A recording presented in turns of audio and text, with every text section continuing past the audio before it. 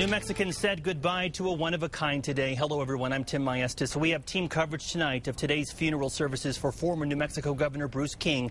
We begin with News 13's Jim Winchester, who was inside Moriarty High School for the service. Jim? Well, Tim, a who's who of New Mexico politics was on hand today, as well as former President Bill Clinton. There were many remembrances, prayers, and praise for the former New Mexico governor.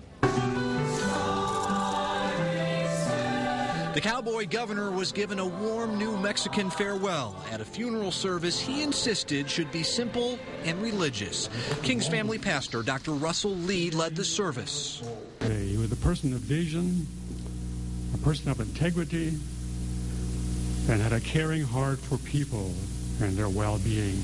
He was an example for all of us, that we too make it our aim to live, to love, to learn, and leave a legacy.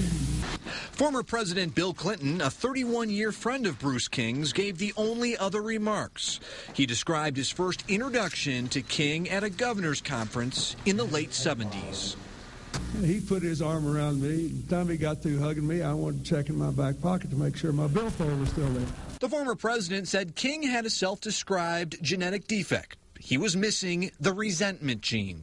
The former president also added that King made up for it with a double dose of the gratitude gene, a genuine, caring person.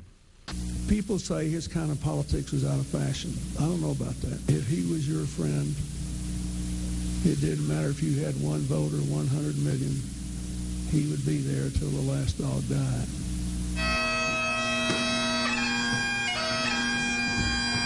After the hour-long funeral service, King's casket was led out in procession with his family, friends, and the New Mexican flag by his side.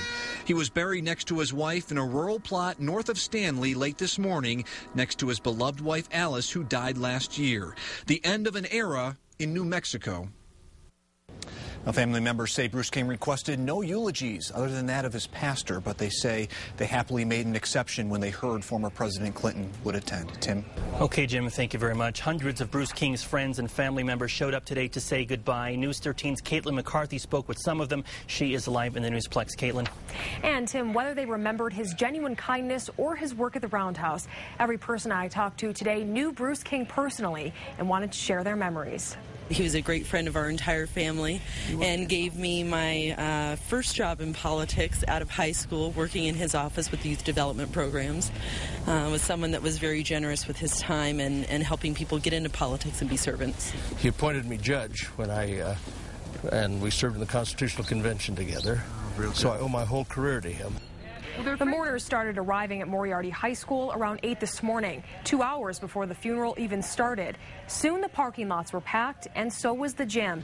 Every space inside was taken up.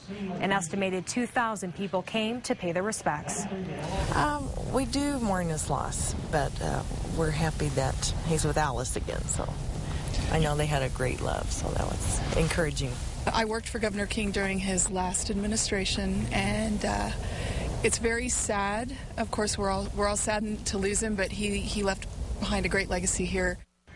And for someone like me who never met Bruce King, being at his funeral today and hearing all the wonderful things people had to say about him made me wish I'd gotten the chance to know him as well. Tim, back to you. Okay, thank you, Caitlin. In true Bruce King fashion, his family invited all the funeral mourners to a lunch at the Moriarty Civic Center after his burial. Those who knew him well said King would have described his send-off today as mighty fine.